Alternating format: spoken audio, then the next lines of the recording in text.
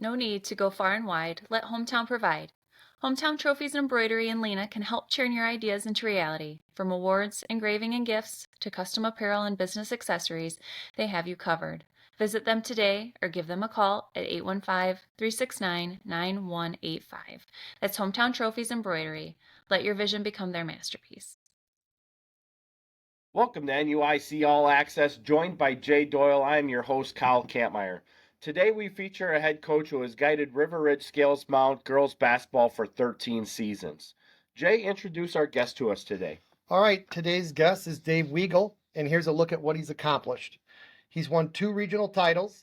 This year he collected his 200th win, holds the program record for wins, currently sitting at 205, has posted 3 consecutive 20-win seasons, has 6 winning seasons, closing in on now his 7th, was named IBCA District 10 Coach of the Year in 2024. Coach, how we doing? Doing good. Thanks for having me, guys. Yeah, we appreciate you coming on. Jay reached out about a week ago, maybe it was 2 weeks ago, Yep. and I sent him that picture. He beat me in an arm wrestling match, so I had to come on the show. We strong arm you. We need you on. As I was telling Kyle, you're one of the guys I reach out to during the year every so often, shoot a text to, wish a congratulations to. I know last year, winning the regional title. I was that night. I remember sending you a text of congrats. I think if you look around, and that's what we seen and was posted, you're one of the good guys around, and everybody roots for you. Well, it's being in coaching and getting to work with guys like you, Jay, and reaching out, like you said, and talking to each other. That's the older I get, and the longer you do it, that's what it's all about. Getting to meet people and stay in touch. And we're on different sides of the conference. It's always fun to talk about common opponents that we have and, kind of game plan accordingly. So, but thanks for having me on the show, guys. Happy to be here. Absolutely. So, Dave, tell us about what high school you attended and what sports you played growing up. Sure. So I went to Schultzburg High School, which is only, 8 miles north of Scales Mound here. And in high school, I played football, basketball, and baseball. And growing up, like in junior high, I loved basketball. It was a lot of fun. That was my favorite sport. And then my freshman year, back then you didn't have a lot of, youth football, and started playing football. And boy, I just fell in love with that sport. That was so much fun. Had a good experience in high school, had great coaches, and played football, basketball, baseball. Yeah, we always hear that. And then the next question is, what landed you in basketball? And then what landed you, I get asked the question, what landed you in girls basketball? What took you from football to girls basketball? Well, when I first got hired in Scales Mound, part of the teaching job was we co-opted with Benton for football. So I was an assistant coach there. And then junior high basketball was just getting going. So they asked me to coach junior high basketball my first year and for the boys. And they were also starting junior high girls basketball for the first time. So I coached junior high boys basketball, junior high girls basketball. And for the longest, probably like 3 or 4 years, it was just assistant football and then both junior high basketballs.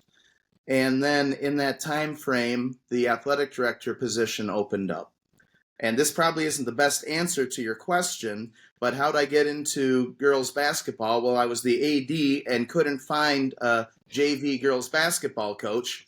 And it's easier just to take it sometimes than to find a coach. It was easier to find a junior high basketball coach to replace me. So I believe that first year, I think it was maybe 06, 07, I was the JV girls basketball coach. And Scott Shaber was the head girls coach at the time. That was 1 year before Brian Wooster took over. So that's how I got to be work myself into the girls basketball. You hired yourself then?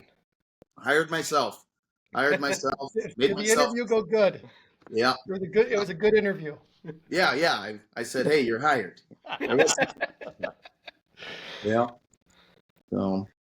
So you went to college, correct? What did you study? How did you end up at Scales Mound?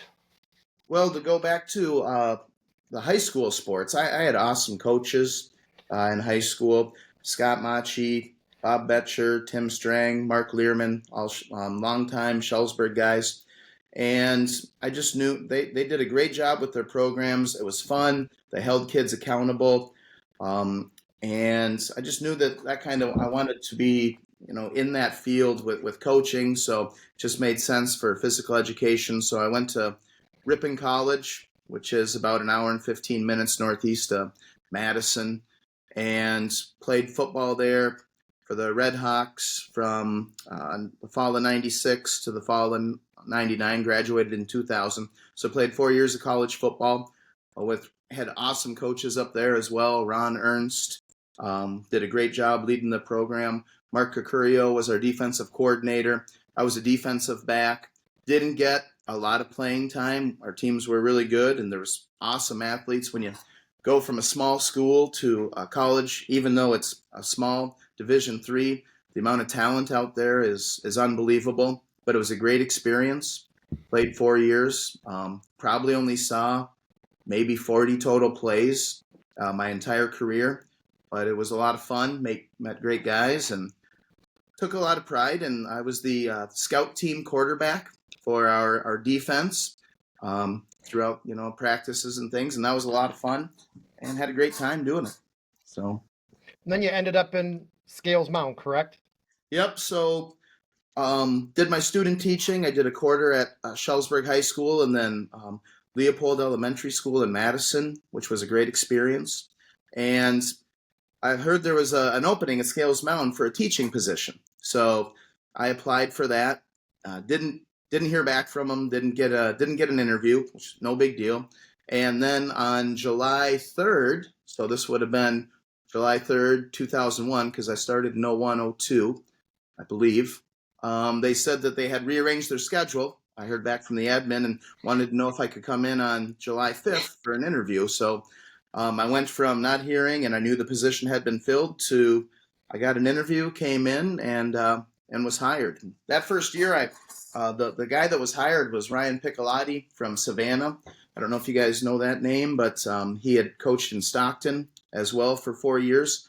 And my first year teaching was with him, and we kind of split up between K-12. So he had some high school classes, I did too, and elementary, junior high, we just shared it all. And it was a great experience, and it was a lot of fun to work with him. And he did a great job of kind of introducing me to the teaching program and what it takes to be a good educator. So it was a lot of fun.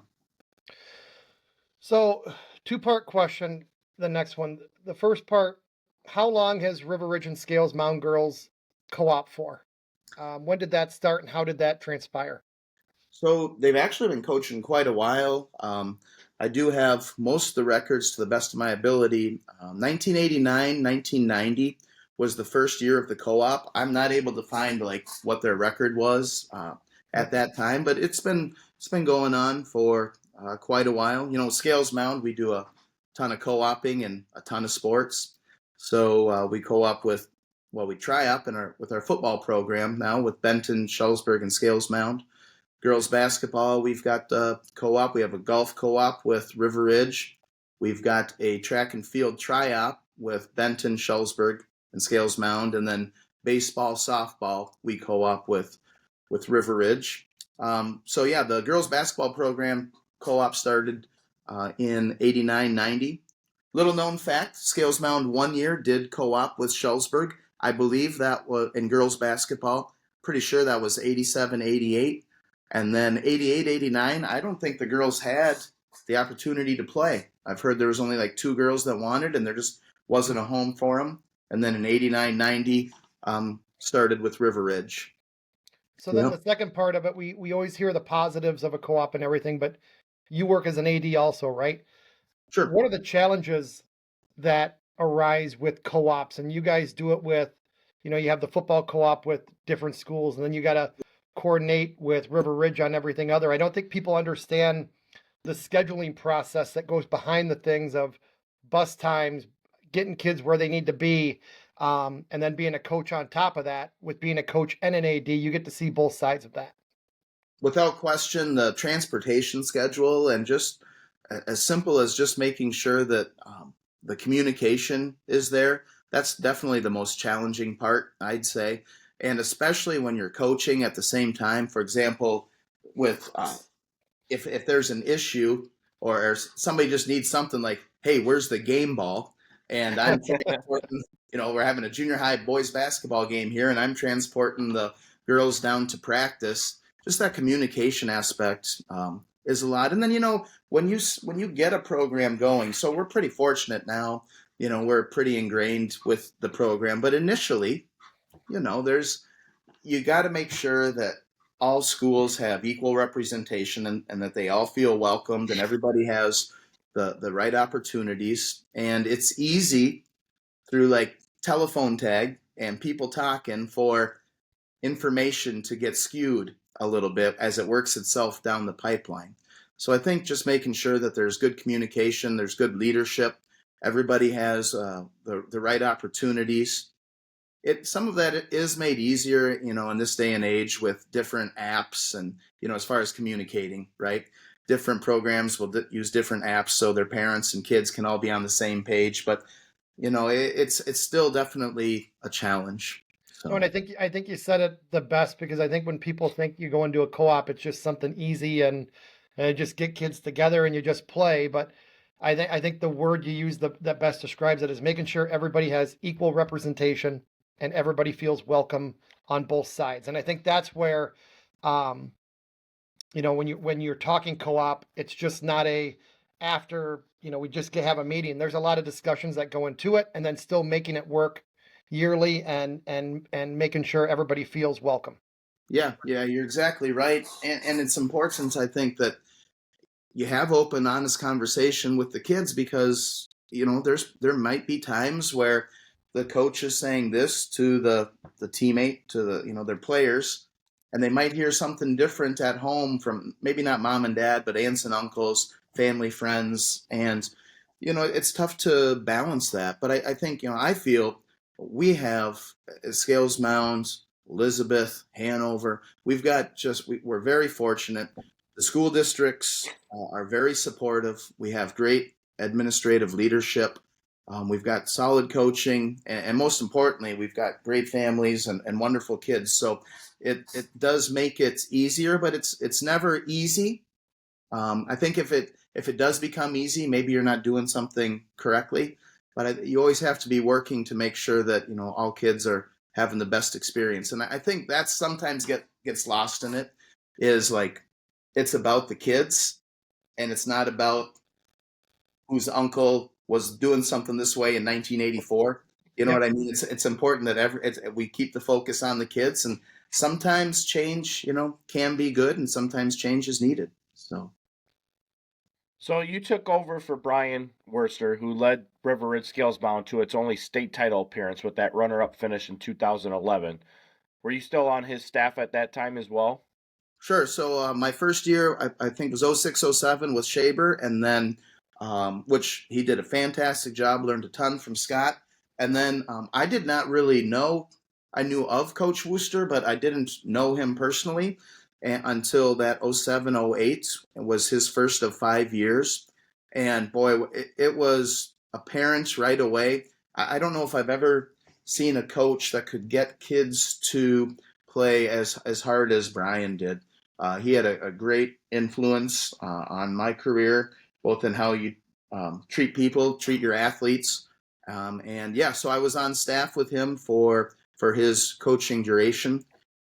Did a lot of great things in his tenure, and it was a lot of fun. Learned a ton from Brian.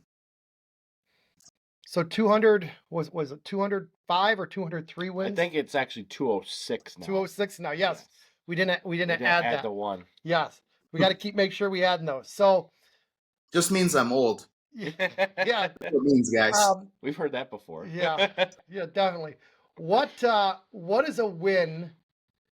First thing, what is a win that you go back to that might be one of the most memorable, other than like your first win, right? We all remembered our first win, but Sure. What's a win you go back to that, or even a couple that with a team, with a group that you still think about today, whether it was last week or 5 years ago? Well, we had a win at Warren that was like very unlikely. Well, there's a good story and a bad story here. This happened back-to-back years. We were down 20 at Warren, and Warren is the Warren gym. Boy, it is just difficult to play in that place. Like anything can happen. It's a challenging environment, I think. And we were down 20 points and didn't get down on each other, just kept chipping away and found a way to come back and win. I believe that was like Thomas's, I think it was her junior or sophomore year. Oh, by the way, I meant to say this, like, I don't know if Elon Musk goes through in community notes and checks all these dates and the information. There's truth behind everything I'm saying, but it might not be 100% accurate. It's everything I say is close to accurate. So yeah, we had a big comeback win, and I just remember how excited the kids were afterwards, and it was a great learning time for the team. But then the following year, it was a complete role reversal where we're up by 20, and we lost that game kind of just in the same fashion where the year before we had won. And boy, that talk about not sleeping for like a week. There was just nothing. Should have done all these things differently, but we didn't, and that one got away from us. So there's those two, and then I think, last year was getting that regional title against Eastland. They had come to River Ridge in December last year and really just took it to us. They did everything right, and we just couldn't get anything going. And for us to bounce back later in the year and beat them in Mount Carroll, I don't know, that's just one that I know is current. Maybe that's why it sticks out a little bit more, and it was for a regional title. But that one's one that I'll always just remember quite vividly. Then over 200 wins, some tough losses. What was probably one of the toughest or two losses that you was the longest to get over? Well, my first year was, I think, 12-13, and we had great kids that year, and we were able to win a regional, and we had a couple seniors, one senior that played great all year, and one senior that really turned it on the last couple weeks of the year, and were great leaders all throughout, and a really good core group of sophomores. And we were able to beat Stockton at East Dubuque in 2013. We survived a regional semifinal game. We beat East Dubuque. I think it was 28-27, just a slugfest. And we survived that, and then we go on to beat Stockton. It was a close game, but it was a high-scoring game for us. It was like 64-60, something along those lines. So we win that regional, and then, dumb me, I just think with that core group of sophomores, oh, we're ready. We're ready for a run. Here we go. And then the next 2 years, I don't even think we made it to a regional championship game. So that taught me a lot. We lost to Lena at East Dubuque in a regional semifinal game. That one was very difficult. We couldn't move the ball. We couldn't get shots off. So I think the regional losses, your last loss of the year, They always stick with you the longest, right? Because it's just that puts an end to your season, and you had all these aspirations for your team to go on and do great things, and that's just the nature of sport. But I would say the loss to Lena at East Dubuque and regionals, that's probably one of the most. And then we I think we also lost to Lena at Stockton in I think you, Jay, I think Orangeville might have been at that regional. Yeah, that's the one. You talk about tough losses, and that was the same year we played each other in one of the 27-22 slugfests, and we were like the 1 and 4 seed, or we were the 2 and 3 seed or something. I think we were the 2 and 3 because Galena got the 1, and we were over at Stockton, and Stockton got hot at the end of the year. I think they had some injuries early, and they were that senior team with Haas and them other girls that were a very, very good team, and we got upended. And that's one of you talk about losses that haunt you. That's one of the ones that got me, because not only you overachieve all year, and you're getting to a regional. We didn't make the regional championship that year. You guys got beat by Lena that year, and we got beat by Stockton, and Stockton upset then Lena because Lena was a higher seed still. But it's like those can linger for years. Yep.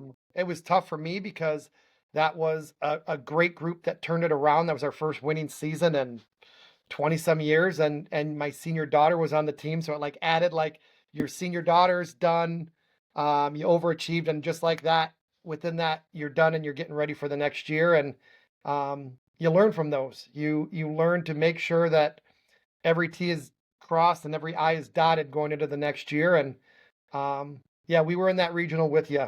We Yep. both suffered the same loss, you know. Yes, yeah, you're exactly right. And I remember, messaging back and forth after that, and that's Yeah, just it was a tough couple of weeks there. But you get over it, you learn from it, and yeah, as coaches, you don't want to make the same mistake.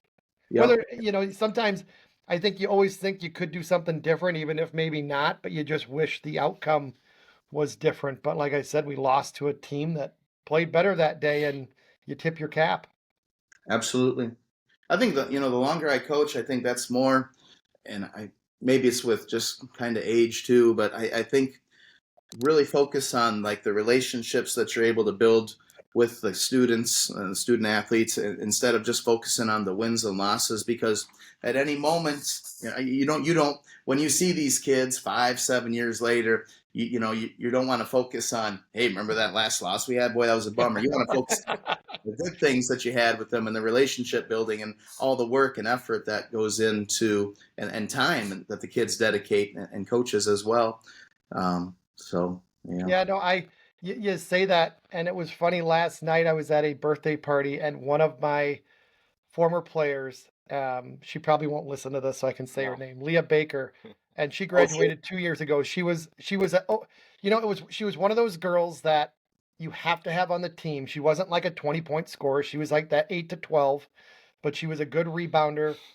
I always found myself yelling at her, which was always funny. And I seen her last night at her mom's birthday party, and it was funny. She's like, I don't miss many things about high school, but she goes, I miss you yelling at me every day. And we got a kick out of it. But that's the thing you remember. It's like those type of kids that you see 3-4 years down the road, and you can still laugh about it. Yeah. Not talking anything about wins and losses or anything like that, but just able to laugh about the times she got it pretty good from me. And it's kind of funny you said that, because it brought back last night of me finding myself yelling at her at the bar. Sure. Sure. Yeah. So I'm getting to the point now where kids that I taught my first years, like I am now teaching their kids. Oh, Yeah. So it's fun for me to say, if somebody's not pulling their weight in PE, like with a warm up run, do you need me to call your dad? Because I can message him right away. I can let him know, no, please don't tell him. I'll start running. I'll do better. Those relationships that you build, that's what it's all about. yes. So last year, you were able to win a regional title against Eastland. What was that experience like, and what did that group of seniors mean to the program? Yeah, we graduated 7 seniors last year that were just meant the world to us. We had always had, between River Ridge and Scales Mound, great numbers in that class. And although they dwindled down a little bit, a majority, as they got older, a majority still were there. And I was so happy for that squad. And actually, over this break, with games that we've played, I've seen quite a few of them, attending our games, and not just at home, right? On the road at Pecatonica, which was a long trip, saw a handful of them there. So, to me, that says that, what they did and their experience means something to them, and they built great team chemistry. They were great leaders. I think that honestly, their work ethic and what they were able to do, really, their leadership, our younger kids, our current team did a great job of feeling, the togetherness that they created, and then just watching how hard they worked. And I think that has led to, as part of the reason why we've been able to experience success this year. We also have very good basketball players this year. That has a lot to do with it. But as far as, I remember when that crew was, in 8th grade and freshmen. You would hear, we were talking about the co-op thing earlier, and there was a lot of kids from Scales Mound, and then River Ridge also had good numbers. And you hear things like, do we need the co-op? And the answer is yes. Sometimes you're going to have a ton of kids, which is what we had then. Now we're left with 14 in the program, down for where we typically are number-wise, only 3 from Scales Mound. So, you're going to have the ups and downs. But when those guys were going through, our numbers were great. We had to order extra uniforms. It was a great time. And they had showed great leadership and really created some great friendships, which I think is the best part about it. Yeah, and that goes into this year. You guys set at 15-3. I think you can take from what the younger girls learned from the group last year, right? Of part of your success with the young group. What were some of the struggles that you've seen coming in that you had to go through? And what's some of the bright spots that you were worried about that they handled well? Well, on our staff, we had talked, throughout the summer that we knew we had graduated some really good athletes. They might not have all been the best basketball players, but they were athletic enough to make up for any shortcomings. And we kind of felt that although we weren't going to be and probably aren't as athletic as we were last year, that skill-wise on the court and basketball knowledge, we had a good group coming in that knows the game of basketball, knows how to play it. So we knew we were going to be lacking in experience. That's why I think the way we started out pretty quickly was a little bit of a surprise there. It doesn't surprise me, how hard we work. It doesn't surprise me with their dedication, because this is a great group of kids that we have right now currently. But be able to put things together as quickly as they did in the first part of the season, I think that's been a good bright spot to our season so far. Transform your outdoors with Baber Service Company. Landscape design and construction, including retaining walls and patios, mulch and rock beds, seasonal cleanups, and so much more. Serving Joe Davies, Carroll, Stevenson, Winnebago, Whiteside, Ogle, and Lee counties. Enhance your outdoor space with expert craftsmanship and attention to detail. Contact Baber Service Company today at 815-291-6334. So you're coming into the meat of your schedule right now in conference play. How do you feel your conference is shaped up, and what are some of the biggest hurdles you see as you get to that conference play and your chances for a conference title? Well, there's going to be a lot of parity on this side. East Dubuque, Galena, us, Stockton. You have to be ready to play every single night, and just the nature of high school sports, or just the nature of sports in general. Typically, it's difficult for teams to put it together and bring it every single night. So part of it will be how quickly, you're not going to have a lot of time to prepare after a game for your next opponent.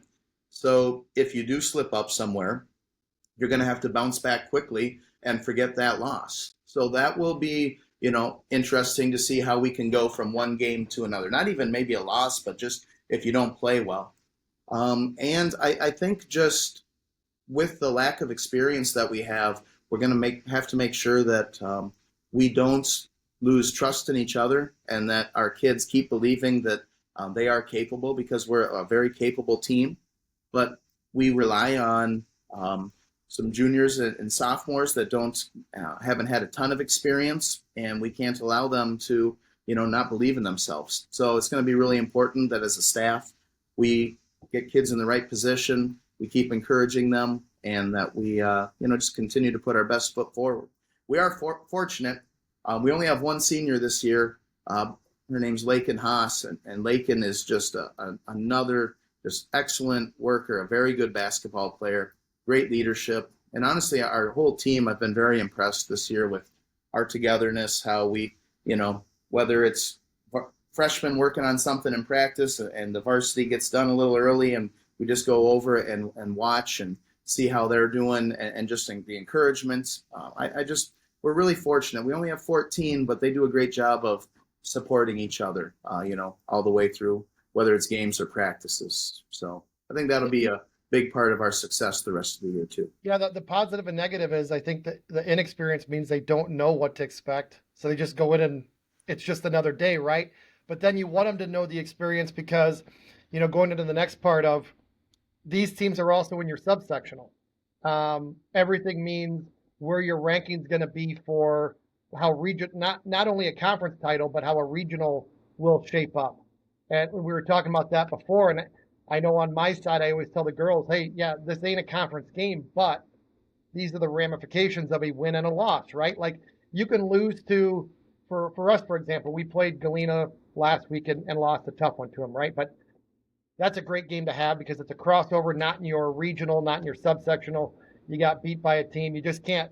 You got to be very careful with the teams you play in your subsectional with a win and loss. To where you guys have played Polo so far and Sterling Newman, right? Yep. Two of the better teams in your subsectional. You have wins against those, so that's a check mark to you guys, right? But now you're going to have before the voting, you'll have Stockton at Stockton, Galena at Galena, and you'll play East Dubuque twice. And shaping up, those are, and you can talk a little bit about that, but those are probably the top teams with you in your subsectional that will determine your 1 and 4, 2 and 3, and who has that easier way. Because the goal is to make it to that regional championship and give your kids a shot, right? And those games are going to be very critical because you only play Stockton and Galena one time before the seeding. Yep, and both on the road, and then you can't. And you want the kids just to be able to focus on what's coming up next. So as a coach, you have to think out further a little bit, and we got to make sure that at tomorrow's next Thursday's practice we're ready to go for this. I got to make sure I have film on these guys and get them in the right spot. But I only want the kids to focus on tomorrow's game, right. So you got to be careful of what you're talking about. But yeah, without question. Not only for the conference, as we haven't even had a conference game yet. We're down. We don't have as many conference games as the North and South do. So yeah, we're getting into the beginning of our conference play now. And also, I was doing this a little when we went to the polo tournament, which is where we played Polo and Newman. Kids I don't think they want to consistently hear this one's important for seeding. This one, but in your mind, you're like, this one's important for seeding. This is a big game coming up. So I think if we say it repeatedly, eventually it will lose its luster a little bit. But kids also know what, how important each game is. For us, it'll be interesting too because East Dubuque is a host. So, that's going to be, and East Dubuque's a good team. And so much of what I've seen this year is matchups are such an important part of the wins and losses because sometimes you'll see a score, and if you start comparing like 2 or 3 scores, okay, Team A played Team B, this happened. Team B played Team C, this happened. But then A and C, that one doesn't make sense. And I think so much of it is just, what teams have to offer, whether they can handle ball pressure, whether they can't. Are they tall enough to throw over where a press might not be effective? Did they win the rebound battle? How come they had so much success against them but faltered here?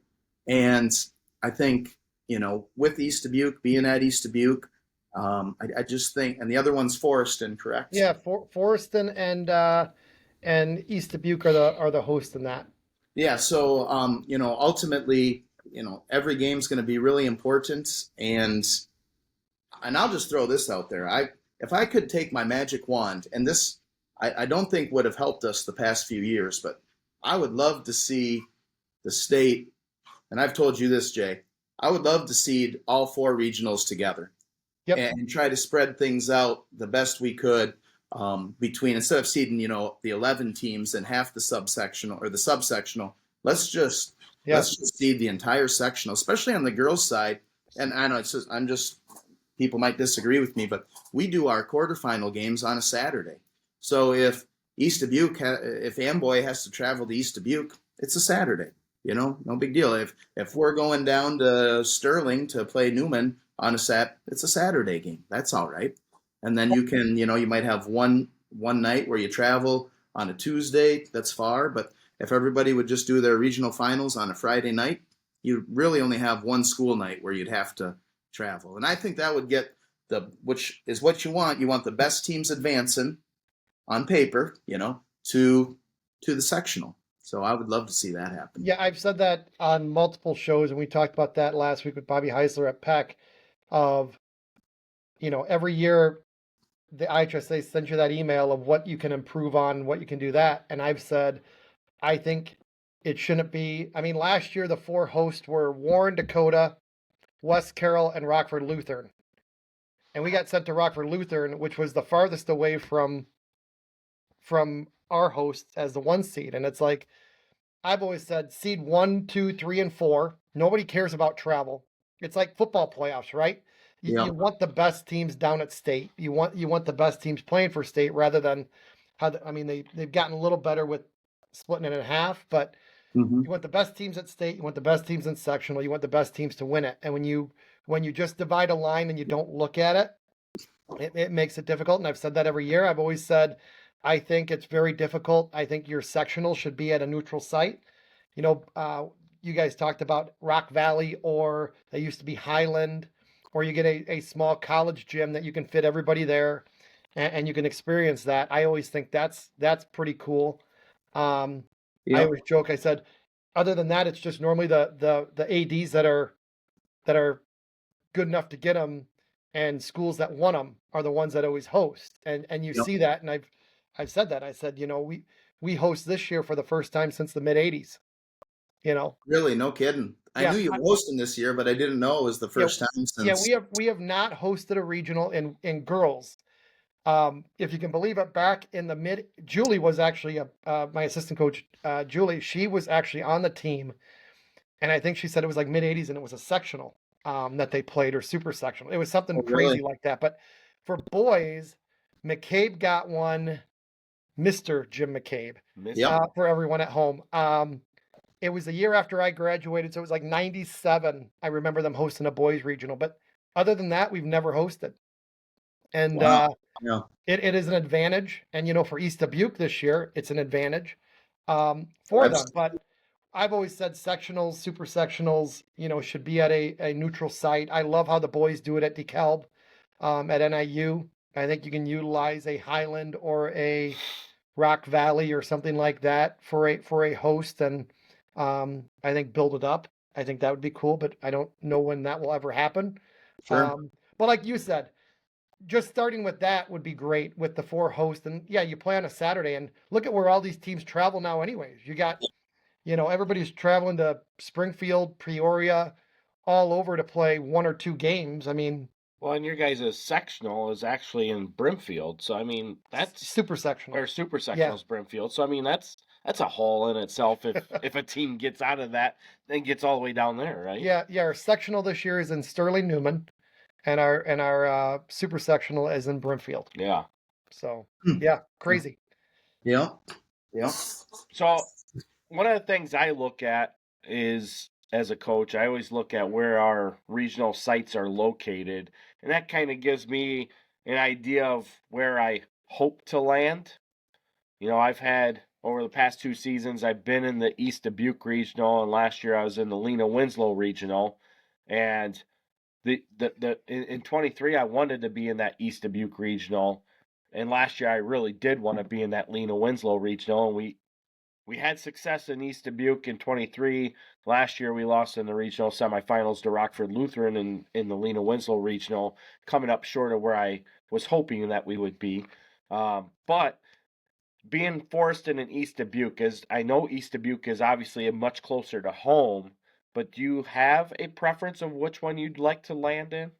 No, I do not care about that at all, especially this year. I just want to focus on getting the best seed that we can, beating as many teams, having as much success as we can.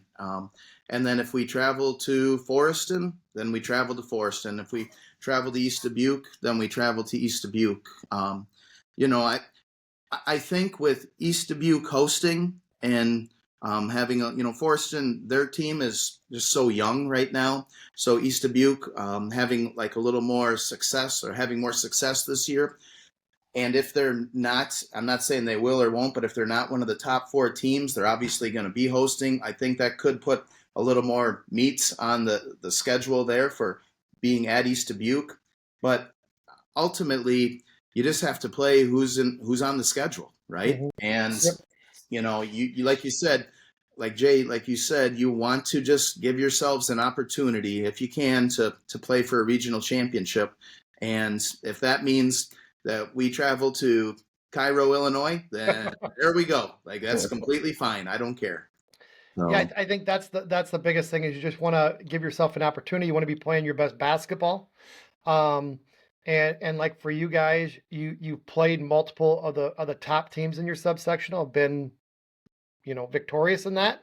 And it's just going to come down to a couple games, and then it comes down to coaches voting for how they see it and what they do, rather than, like we talk about. You look at a Galena who put their schedule how they did, to where they may have some more losses than, a team halfway down. But with if you got Gracie Furlong on the team, yep, they're gonna be. I mean, we went and watched her yesterday at Eastland. If she's on the court and she's on the team, they got a shot, right?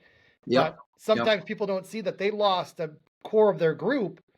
They were going to get better as the year went on. Rather, there were going to be some growing pains with that, and, yep, and you're seeing that now with some of the wins that they've had the last week or two.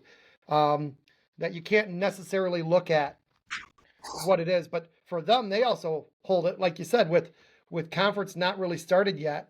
They got you guys head to head. They got Stockton. They got East Dubuque. It'll all play itself out. Um, but that's going to be one heck of two regionals at Forreston and East Dubuque. A lot of the top teams in the area, including yourself, are going to be there. yeah, yeah. What it reminds me of is kind of with our scheduling for our boys basketball team here the past few years, because our boys have had success, been on a good little run here. And now, when you do contracts with teams, oftentimes it's a 2-year home and away, Yep. or you get yourself in a shootout. And so, like, our guys are still playing a fairly competitive schedule, because of historically the past few years what's been going on, and which, being as young as our boys are this year, means a very, they've got to grow up very quickly and learn on the fly very quickly. And although the wins aren't there as they have been necessarily the past few years, there has been good growth. So it's the exact same thing with what our boys are going through. Yeah, I think of the sectional or regional you guys hosted in boys last year, and the teams that were there. I mean, you just run into a buzzsaw sometimes of the unlucky part of where it's divided and who gets the 1 through 4, and then who's closer in that. And I think that's the thing. It's like, who's the host, and like you said earlier, not to just keep repeating it, but East Dubuque's the host. If they don't get a top 4, they're still one. They could be one of the top 4. Then they're a 5. Yeah. Then you have the 1, 4. Let's say the 1, 4, and 5 there, and Yes. that makes it a way tougher regional. And it'll all play itself out. It's going to be an enjoyable February, March. Yeah, I will. What are you thinking on your guys' side? I don't know. I mean, it's kind of a question of, right now, Peck played Rockford Lutheran. So if you play the game in your head, Peck played Rockford Lutheran and was victorious over Rockford Lutheran. We don't play Rockford Lutheran, but we play Peck here this week. So I think twice before seeding. Nope, just one time. So it's kind of like you guys with Stockton and Galena. So that one game will kind of answer everything, right? So Yep. Records are all pretty much the same. I kind of throw Rockford Lutheran's record out because they play a 2A harder schedule. So it's like some coaches don't see it. They're one of the top teams, bar none. Yeah. Especially with their roster. But I think they're the 3, or yeah, they're probably going to be the 2 or the 3, and then depending upon how we play against Peck, will be the 1 and 2. Sure. But of course, Peck will be over top of them because they beat them head to head, and then it'll be us between us and Peck. Whoever wins, I think, then will be the 1, and the other one will be the 2 or the 3, however you voted. I think the loser will be the 2 and Rockford Lutheran the 3. The question will be who's the 4. Because in our subsectional we have Dakota, Duran, Alden Hebron, Kirkland, Lena, Orangeville, Peck, Christian Life, Rockford Lutheran, Our Lady Sacred Heart, and South Beloit. And I think Dakota in the last couple weeks, they've gotten hot and they're playing great basketball. They are. They're playing their best basketball than what they did. They were a young team. Now they're playing great basketball. I think Dakota could sneak the 4, but Lena has been like up and down, right? But Lena beat Dakota head to head. So Sure. if you're going by head to head and both at that 500 mark, you got to go with who did it. Now I have not looked at Lena's schedule to see if they play Dakota again, but I know Lena they do. Yep. So that'll be big. Well, they do play beforehand. So if they split, then you'd probably say possibly Dakota because they've been playing better basketball. But if Lena beats them again, then Lena I think sneaks maybe the 4 out of it. And they'd be wherever. That's just my opinion because I think a lot of the other teams have been at 500 or below, or don't play the schedule like Sure. the Pecs, the Lenas. I think we set up a hard schedule ourselves and Rockford Lutheran. I think that's how ours will pan out. But the big one, of course, will be this Thursday for us. I mean, we got to get through Forest and Tuesday. You can never overlook any game, and we got to get healthy. Lainey got hurt against Galena. She's played the last 2 well, but I'd like her to be at 100% Thursday. I don't know if that'll be the case, but yeah, we'll see. It'll all play itself out. And then you got to put your faith in that the coaches come seating time do their homework and pay attention, right? Well, yeah, you hope so. I joked about it last year in looking at it, and we were talking to Coach Heisler about it. It was like I looked at ours, and it was like a coach. One coach didn't vote, and then one coach, like 1 or 2 coaches, put like Rockford Lutheran like as 5 and 6. It's like, like that's where I said this one. It's like I know Rockford Lutheran is a 2-3. They're no more than a 4. With what they play. I mean, they're 11 and I looked. They lost the other night, but they're like 11 and 6. But their schedule is like what you look at with Galena. They play a 2A schedule. They play your Byrons and your Dixons and your Newmans and all that. I mean, it's they play a tough schedule, and you got to take that into account if you're actually doing it. Yeah, absolutely. So looking at like what you guys have been talking about, how do you take a look at when you go into that regional seating and you just got to sit there and look at it on a computer and you got all the coaches' notes in front of you?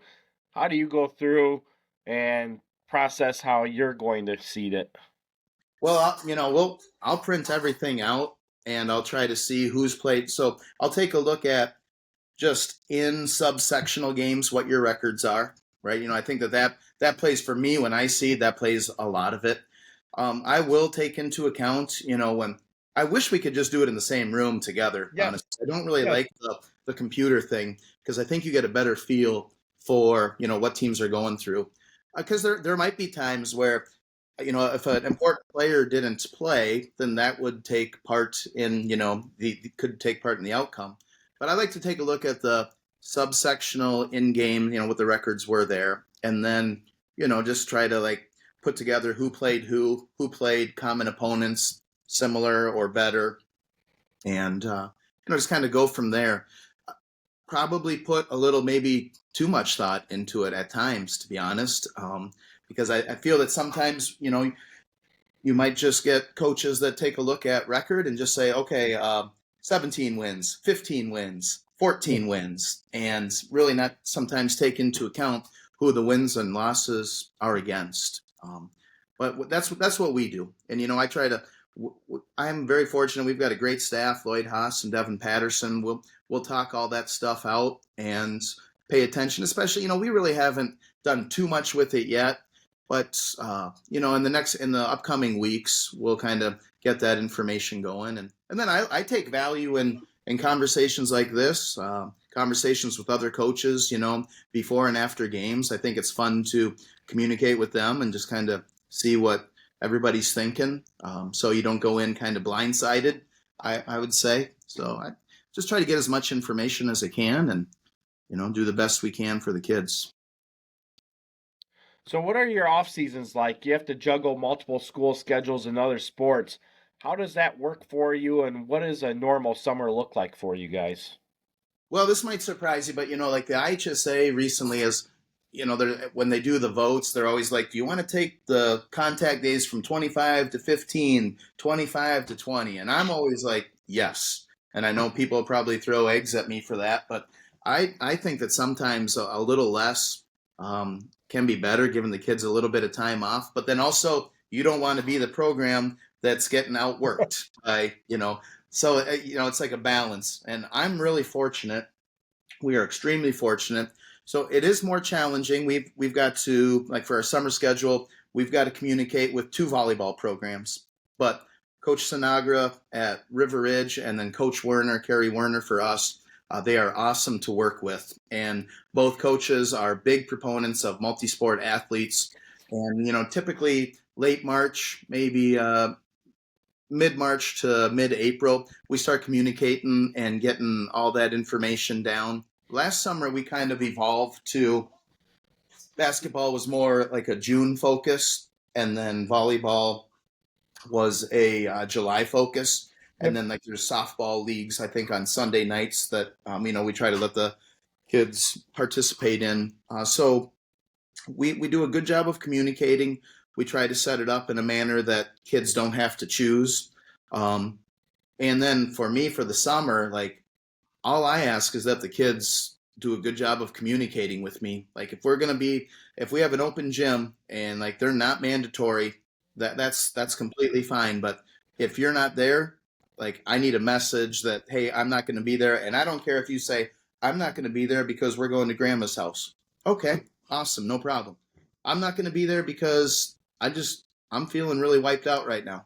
All right, just let me know. Right. So we'll typically do two open gyms.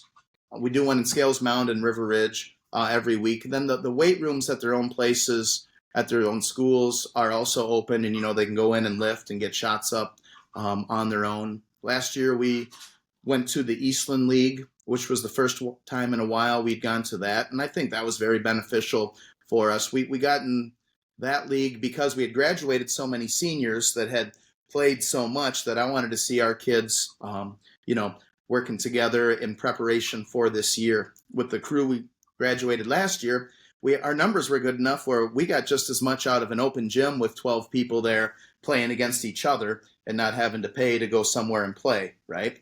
But, for the upcoming years, I imagine us probably being in a league of some sort.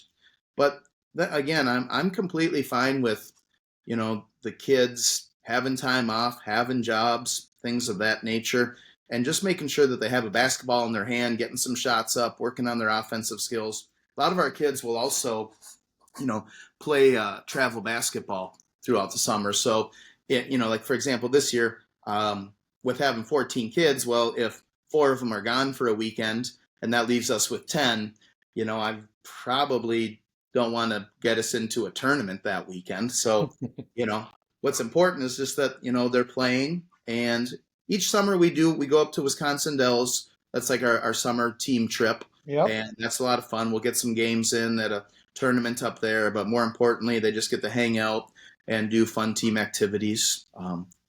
It's as expensive as heck to do something like that. But like I said before, we've got great community support, great district support from both districts. So, and the kids do their parts to ensure that, the funds are there for those type of things. So. We go up there also, and I always am waiting for the time we have to play you. We have to travel like all the way up to Dells to go play you guys up for Dells. But luckily they do a good job of not putting any of us schools that go up there together. But as you say, that's the one I think our girls look most forward to. And it's like you play, we play 6 games. We play 3 and 3 in the 2 days. We're up there for 3 days. Exactly. And they enjoy the non-basketball stuff more than they do the other. And I think it helps get everybody on the same board because we take our freshmen up too. And the juniors and seniors got to live in a house for 3 days with the freshmen and sophomores, and you got to figure it out. So exactly. You really got to figure it out. It was like a year or 2 ago. It wasn't this year. I think it was the year before. Shy now takes care of it. Shy and Julie take care of it because I rented a house, and I'm like, oh, I got a really good deal on this one. And we show up, and as you know, it's always hot when you're up there. Yep. It's always like 100 degrees. and I got a good deal on a house. We show up and had no air conditioning. Oh. Oh, You really find out what your girls are made of with no air conditioning in the house and it's 100 degrees outside. They yeah. actually wanted to be at the court playing basketball because that was air conditioned, and our house was like 90 degrees inside, and you couldn't even shower and feel better. So I'm Well, not in charge of that anymore. I almost lost the opportunity to make decisions on the trip. This was about probably 4 or 5 years ago. Normally we stay at the Kalahari, Yep. and there was one year where I was like, "Hey, I got this better place. It's still a lot of fun. It's a lot less expensive. Gosh, what was it? It was a motel, Blackhawk Motel, which I had been there before, and it's nowhere near the Kalahari, right? Yeah. And the kids were like, we would drive by it when we were pulling in. They're like, "Are you kidding me? This is where we're staying for 3 days? Like, you guys are gonna have a blast." And Yeah. then the next year they were like, our fundraiser is we sell taco tickets. We have a taco dinner. They're like, "We'll sell twice as many tickets for our fundraiser. We want to go back to the Kalahari." Yeah. That so- we run a house. We got hooked up then with a house right outside of the Dells, and it has a pool. It has rooms for everybody, and you're kind of away. So we'd go that route. But yeah, you figure a lot of things out when you're living with. I can barely live with 3 women in my house, let alone you got 20 of them in your house. It makes for something, that's for sure. Yeah, absolutely. And that's what you remember, right? Yeah. That's a lot of memories right there. Yeah. Things like that. So you talked about coming into, at Schulzberg, going to Ripon, and the coaches that influence you. Are there any that you still talk to today, reach for advice, or were influential, like starting your basketball and that career, what you took from them? Oh yeah, absolutely. So actually all my high school coaches are still in this area, and it's very common for me to reach out and get information, or just maybe not even reach out. I just still see them frequently, so it just naturally comes up in conversation. My boys basketball coach was Bob Betcher, and he's actually on the Schulzberg girls basketball staff now, so he's still helping out. So we see him occasionally. Actually, another coach that doesn't, Eric Kradanowitz, our boys basketball coach. He's our 3rd grade teacher here at Scales Mound. We'll share a lot of ideas with each other. Another one would be Sean Albright, at River Ridge, who was the boys basketball coach, AD there for a long time. Jeremy Knauer, Jake Green, who's the boys coaches now. So yeah, like all these guys, I don't know if I've ever had an original idea in my life. I just kind of talk with these guys and see what they do, and then we just kind of go through there. But as far as the high school coaches go, I could call any of them up, whether it was my baseball coach, football coach, basketball coach, and could have a half-hour discussion with them easily. They would always pick the phone up. So it was, like I said, I've been very fortunate to have great relationships with these guys, throughout my career, and they had a great influence on me. And I hope in some way that, that's something that I can pass on to other kids, that students that I've taught and coached. So you also helped coach baseball at River Ridge Scales Mound. How did you get into baseball, and what has that experience been like? So being the JV baseball coach was the exact same hiring process as the JV girls basketball position. The coach moved on, or wasn't going to do it anymore, and I said, well, baseball is one of my favorite sports, and so I was happy to help out there and to get to work with Jeremy Knauer, who just does a fantastic job. Jeremy does a great job of his practices and drills. He does always finds a way to hold kids accountable through making things a competition and just making practices fun, and still working on some great things. So that's how I got to be the baseball coach. There was just an opening, and I think I was the only one that I interviewed with myself again. And that was actually my first year coaching, the head coach for the girls basketball program was my first year working with Jeremy. So I think it was that 12-13 year. And then in 13, our girls basketball team won the regional. And then in baseball, Jeremy got us to the super sectional game. And so that was just a year that I'll always remember because it was just a lot of fun memories happened. Do you do things differently, program standard between girls basketball and what Jeremy Knauer has installed in the baseball program? Well, you also said you take things from other programs. How can you take something from the baseball and incorporate it into the girls program? Well, I think a lot of it would just be and the number of times where I've said to our girls this year, I'll use Coach Knauer's philosophy of this. So, like, I think Coach Knauer does a great job of finding a way to hold kids accountable in a way that they understand and it makes sense to them. So, for example, if we're doing a drill over here and it's based on the amount of contact you can make to the right side or something, and then next game comes up and we're in a situation where we got to get a guy from first to third, and that guy goes, the guy that did the best in that competition finds a way to pinch hit, So there's a way to relate and translate, like, okay, if you're going to be effective in this drill, when a scenario comes up in an actual game where we need that, like, we're going to put you in. And I think giving kids opportunities to be successful in that situation is important, because then the kids look and say, hey, what we do in practice does mean something. I've got to be, on task at practice. I got to pay attention, and I will get an opportunity to be successful. And I'd like to think that, on our basketball program, our kids feel the same way, that maybe they might not get a ton of time, but when we need something specific out of them, here's your opportunity. You were able to do this in practice. You did a good job in this drill. Go out and see if it can translate into the game. Yeah, I like that a lot because that's what I try to do with our baseball program at Dakota. Is I reached out to the head coach at Louisiana Lafayette to get some advice from him on how he was building a culture and a competition standard within his practices. Because when you think of college baseball, Louisiana Lafayette does not jump off the page to you, but when you look at offensive statistics, his program has produced one of the highest volume of offensive statistics across the country. And, taking a look at some of the stuff that he does, granted, how he breaks it down is definitely used more at the collegiate level when you got a much larger program and you actually got true guys that can hit for power. You have your guys that can hit the gaps, and then you have your speed guys.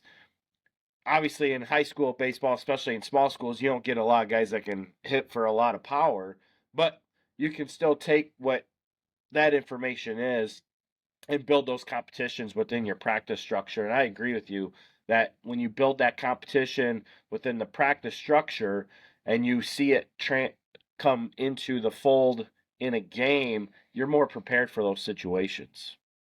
Well, what you guys do at Dakota, you guys do an awesome job, because, man, the depth in your hitting, it's like you got to get 21 outs, and boy, that can be tough, because 1 through 9, those guys are putting the ball in play and hitting, like you said, hitting the gaps, line drives, and you guys do a fantastic job over there, without question. Well, thank you. I appreciate that. You're welcome. You are welcome. So your son Charlie was on Scales Mounds' state final basketball teams in 22 and 23. Tell us how that experience was as a fan, a father, and as a coach, per example. Sure. Well, I don't know how much time we got left here, because this might take a while. The two seasons were completely different and awesome for different reasons. So in 22, so the first year, 21, 22, I think that might be what Eric and the kids were able to accomplish that year. I think was just tremendous, because for a team that's, as fresh, so when the first group went through as freshmen, they went down to, oh gosh, where were we? I think the regionals were in Pearl City, and we had won 20 games that year, Well, we were there with four. There was four teams that had 20+ wins in that regional. I think we lost to Eastland in the regional semifinals that year. And then the next season, there wasn't basketball. There wasn't. There was COVID. So then coming out, you've got a team that everybody knows is good, but hasn't done anything yet. And it was the year. Like, it's either now or it just doesn't happen. So all this pressure, could have, the kids could have taken it as pressure, builds up. And for them to just keep putting wins in the W column or slashes in the W column, I think it was extremely impressive. And that team was deep. They had some monster athletes in that senior class. Charlie and Jacob Dewar kind of rounded out the playing time as juniors. And then we had a sophomore class that had a ton of kids. And so we had a very good JV team and then very good varsity team that year. And to find a way to get all the way to state with the expectations that were there and to manage we had talked about the schedule before. Our schedule was beefed up. I think about that time frame and the schools and the teams that we played for the first time ever. Like we would, the Macomb Bombers, the Farmington Farmers, Leo, Indian Creek, Dubuque Senior, all these teams that we would go in and be competitive with, I think was just made for some great memories, and it was a lot of fun. But so that first year, we go down and then we lose our first game, like quite a bit, and then we bounced back later that night and ended up getting third place. And then it just kind of like, I was a nervous train wreck, like all throughout. So I don't even remember having much fun. I wanted to make sure the buses were, as AD, I'd make sure the buses were where they were. You're going to these new locations, meeting people for ticket sales and all this and that. And I mean, it was fun. I don't remember having a ton of fun, but then when it was done, you just kind of sit down and you go, oh man, that was great. How'd we do that? Well, then the next year shows up with, kind of that same thing. Well, I think we're going to be decent. Hopefully we can find our way into a regional championship game. And they started, I won't say slow. They didn't start slow, but there was these expectations just from the kids. They wanted to do a great job. And they probably started maybe just a little slow in a couple games, but they kept winning. They kept winning. And then, to get a chance to win a regional title, and they won that at Stockton against Newman in a game where the chips were kind of down. Charlie and Jake had fouled out, and we were able to still get that W. That was awesome. And then we go into, they had won, I think it was either 5 straight games or maybe 4 out of 5 games by 5 points or less. Maybe it was 4 points or less. And I think that was just a tribute to that class, that group, how smart and intelligent of basketball players they were. And so now take second season, I'm having fun every night. Like, I'm just like, whatever happens here happens. I learned from the year before, had gone through that. And personally, that was just some of the most enjoyable times to, at Eastland, to beat South Beloit and Fulton in that sectional, that was just loaded. And then we advance on to Northern and play Chicago Marshall again.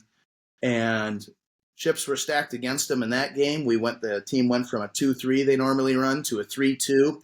And it was just like, boom, it was like Marshall had no idea what to do. They were eating our 2-3 up with a high-low action. And then we go to 3-2. They couldn't get the ball to the high post. And it's kind of like they forgot how to play basketball. And then our guys smelled blood in the water and, advanced back down to state. And it was it's not truly, truly remarkable.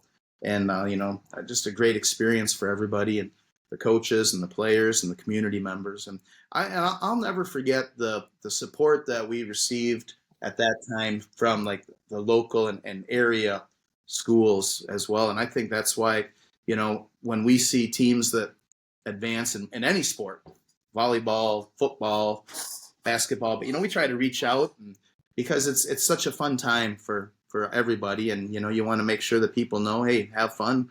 Congratulations on what you've done. So you go from that to now currently coaching your daughter Haley. How do you like? There you could kind of see it from afar, and you weren't in the timeout. How is that to juggle? I guess I've coached both of my daughters now, and I know it's a different thing sometimes when somebody does something wrong, if you know what I mean. Sure, absolutely. Yeah, you're asking this question because you have to, but you already know the answer. Yeah. It can be challenging, but it also can be a lot of fun. And honestly, Hallie does a great job of reminding me. Like if I say something at practice, she'll always be like, "Hey, remember you said if we shot this percentage of free throws, we were going to get out 12 minutes early from practice." Throwing things like that. So it's like having another little coach with us, but. Hallie loves sports. She plays volleyball, basketball, softball, always involved with, whatever the sport is. And, it's just a lot of fun. I think all of my kids, my oldest son graduated from Schellsburg. He was fortunate enough to be his sophomore year. Schellsburg went to state in football and basketball. His senior year in 2019, they won a basketball regional. Charlie had good success at high school, and now Hallie last year as a freshman was on the regional team and on a team that's having a lot of success now. That's just a lot of fun. And what I found is I think I change as your kids get older, and your kid you coach differently, whether for good or bad. You evolve, and I think that there's maybe more compassion there. I try to focus on, what the kids might actually be going through. All right, so I'm here at basketball practice, and I want you to focus on making sure we're rotating correctly in our 3-2 defense. You're thinking about your math test that you have coming up and what you have to do tonight, and you're focusing on you're hungry right now. So like you try to take all these things into account, I think, especially when your own kids are going through. But then you have to manage, again, making sure that everybody feels that they're getting the, correct opportunities, I'd say. And honestly, sometimes the coaches' kids take the brunt of that, at times. So, and it's tough for the kid then to kind of be able to separate coach from the parent, I think can be challenging. But overall, I think when you're winning, things are always just a little bit easier, I would say. But it's a lot of fun. And for example, like yesterday, we went to the boys basketball game at Loras College for the Wendy's shootout, but we were still paying attention, like you said, to what was going on at the Eastland shootout. And she'd look at Max Preps and say, oh, here's the score for Galena Freeport game, or East Dubuque Winnebago, things like that. So it definitely is a fun time right now. Yes. So, what other hobbies or interests do you have when you're not in season? Like, you go through a season and and then for you're going from girls basketball season right into baseball season, and then you almost have your summer season right after that. What do you do to like kind of unwind and degress and just clear the mechanism, as Kevin Costner said in the one movie he was in? Sure. Oh boy, I got to plug this thing in. Uh-oh. I might lose you. Well, I don't know. I'm not sure. I don't have any hobbies really. It's kind of pathetic. Maybe I also coach junior high football. So you go one to another. Yeah. When summer gets here, I really look forward to summer. I like to kind of get away for a little bit. We typically will do Eric and I will do a basketball camp right away to start summer off, like as soon as school's out. And then after that, I like to just kind of I help maintain a property for a guy over the summer. I like to get out there and kind of get away from people. I know it might sound bad, but it's fun just to kind of decompress, as you said, and then just kind of recharge the batteries. But I really like staying busy. So to go from junior high football right into basketball, right into baseball, I think honestly, baseball is really good for me because you put so much time and effort into everything, like probably more, Jay, than we should, because it's just high school basketball. But you put so much time and effort into it to help the kids be successful. And it's just so disheartening, I think, when the season comes to an end. But for me, to know that, you tried to do your best, you put the kids in the best spot that you could. And then when that's done, you can just go right into baseball. To me, that for that one, that helps me out, I think. But as far as hobbies, I'm pretty lame, guys. I don't have much going on other than the sports stuff, and then a little, trying to stay busy during the summer. So last question, I have not seen any lately, um, but I always think it's something kind of off the wall type question. And I remember it from 2, 3 years ago because all the girls at Orangeville showed it to me. Have you been any memes lately? Has anybody done anything for you? And Kyle Oh, probably don't know this, but it was probably wasn't funny at the time on that game, but we play River Ridge, and every time we play it, it's a good game, and it's down to the wire. And a foul was called with like a second or two left. Um, and when the call was made, you just went belly down, face down, flop onto the floor. And I of got hit course, by. now everybody gets that video and girls make memes of it. And he was all over Instagram and everything like that on their website. So there's always different things I see every so often. And it's funny because the girls be like, hey, that River Ridge coach, look at him. And I get a chuckle out of it. But has Yeah. there been any this year? Have they done anything for you? I mean, I don't know if I've made any barstool accounts for other schools. I'm just assuming I probably have some way, somehow. But boy, yeah, that one was. I guess I can be considered animated on the sideline, and that was kind of a famous one. And actually, my daughter, I think, showed me that one. She's like, Yeah. "Dad, oh, you're famous right now. You Yeah. this." So I'm assuming I have, but I have not. No one has shared those with me. I'll keep a lookout for you. I'm always on the prowl. I'm always going on crazy websites looking out. I'll look out for you. Make sure you're taken care of. Yeah, well, tag me in them if you can, so that way I can also see them. If you would do that, I'd greatly appreciate it. I will. I will make sure I do that. That's the love about social media. You get out on the. I don't have an Instagram account, but Carrie does, and there's been, I mean, obviously doing NUIC football and coaching baseball at Dakota. There's been stuff that's been put out there, and one of my favorites is a lot of people think I just absolutely love Lena Winslow. It's like why would I love Lena Winslow? Like, I'd have to think of you different if you love Lena Winslow. I know. I mean, they're like, I mean, my wife's from Lena, but I'm not. And not only that, but that's a rivalry game, man. I hate all rivalries. you know? I Yeah. mean, I love being in the rivalry with Lena Winslow, but it's funny. And then you see those things go out there. And, one of the favorites is the Instagram account NUIC Shots Fired. I don't know who runs that, but Kids get creative. oh, man. That's one thing we can say about today's world is they can take about anything and make something.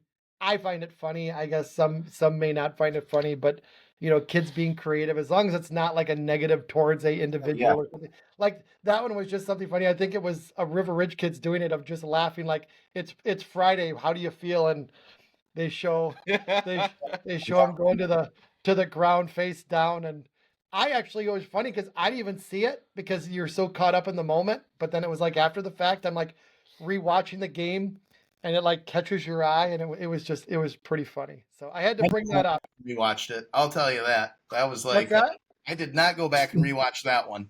No, I'm just gonna forget about that one. We're gonna Yeah. move on to our next opponent. Till the next one. But Yep.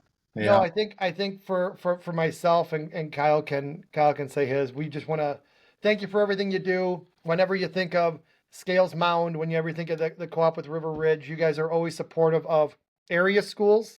You're always supportive of your kids, and I don't say it just to say it, but you guys always do it the right way.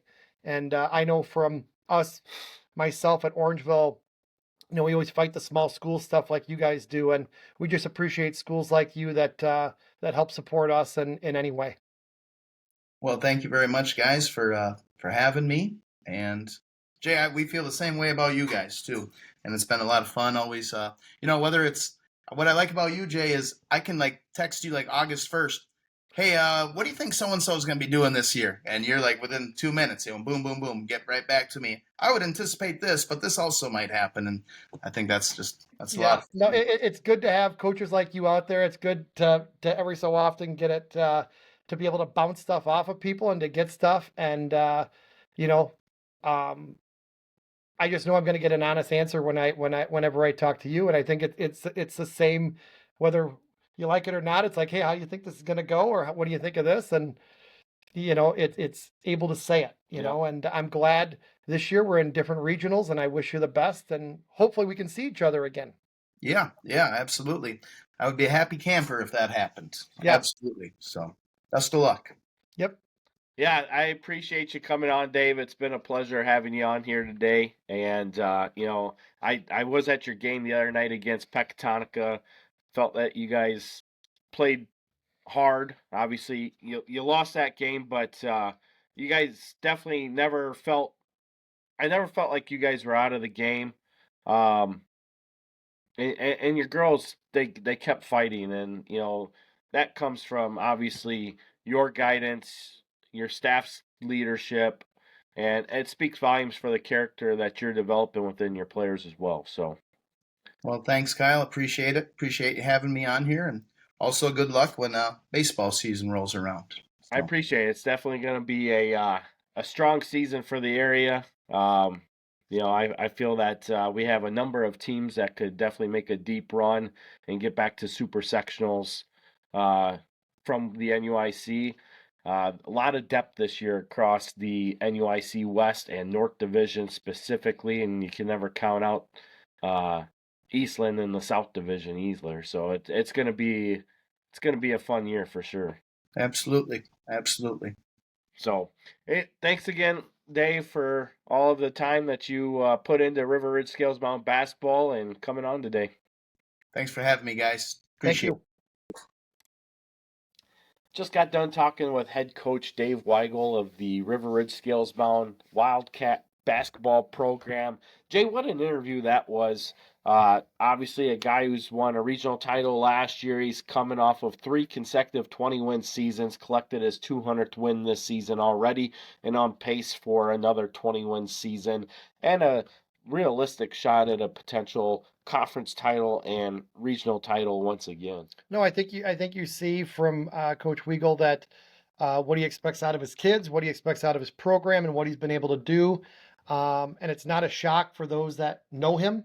And we've seen that online with people commenting and everything like that. And I can speak for myself. He's one of the good guys out there that you root for. You root for his program. You root for him to have the success that he's had. And he's just one of the guys that when you go against his teams, you're going to get there 100%. Yeah, and I mean, you can just see and he even brought it up in the interview, about being a little bit more passionate and emotional at times. And, like you said, those are definitely the coaches you like to have because you can see it feed into their team. I mean, I've got to watch them against Pecatonica this past week, and while they lost the game, you never felt like they were out of the game because the kids continued to fight through the adversity that they continued to face all game long.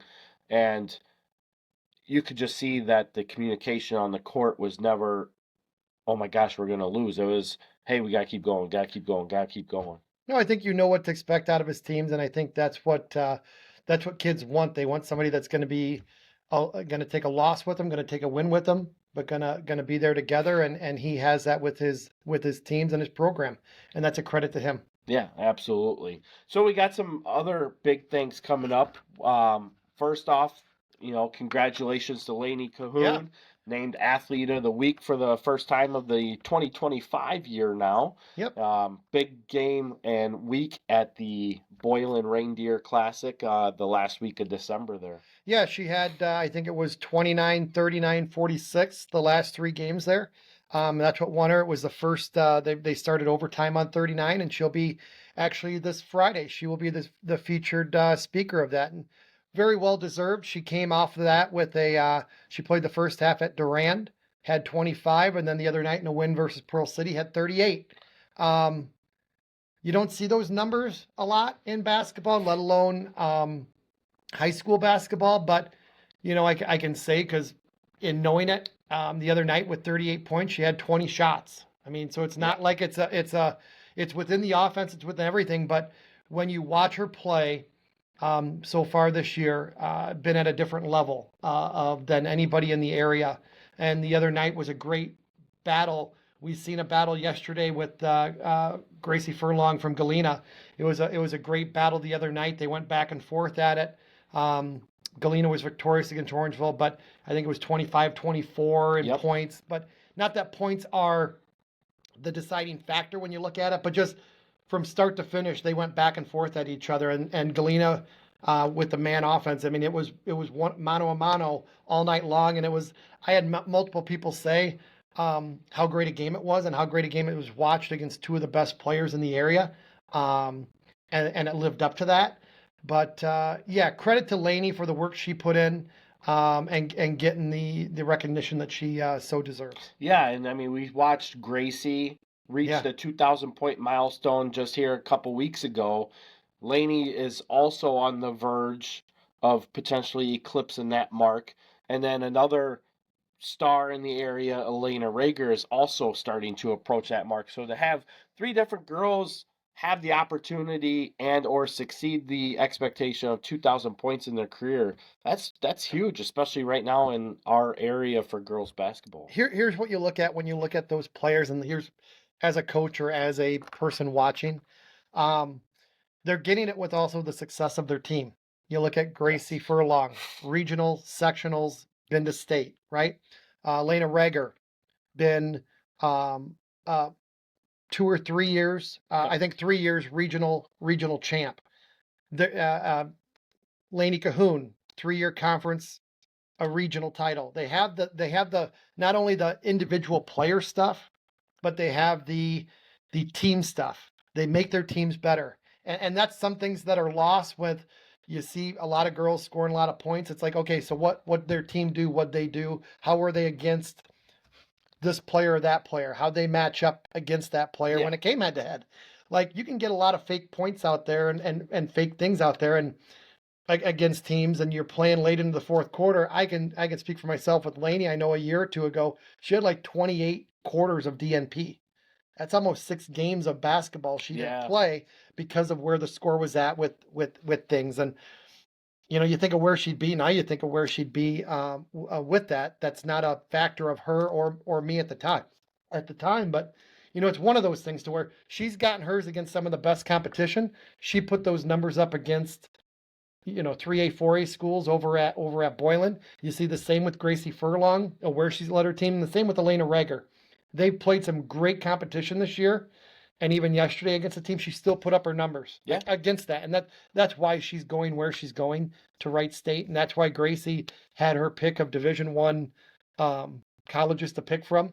If you're starting a team, you'll take any of those 3 players on your team to start, and you're going to be a better team for it. And, and that's what I mean by team. You're going to be a better team for it. And that's something that we were talking about yesterday at the Eastland Girls Shootout, was just that. I mean, we were talking about it in the Galena game between Galena and Freeport about how Gracie, you can just tell how she facilitates the ball within the team environment. It's not all about her. She doesn't hold it on herself, and she plays within the team atmosphere. And actually, all 3 of these girls do the exact same thing. And like you said, it leads to more team success that way. And I think they all do it differently. If you look at each player is a different player. You look at Elena Rager, she is put together. She's a strong physical player.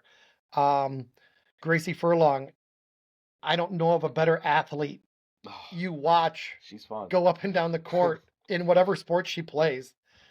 She's different, right? She's just a different player. And then Laney's kind of that sneaky one that she'll walk in and you'll be like, oh, she's a really nice girl. And then all of a sudden she'll put 46 up on you and you're like, well, that wasn't a very nice girl of her, right? So that's the funny thing with her, but that's why you root for all of them and the success of them and their teams, because you watch Gracie yesterday play that Freeport game.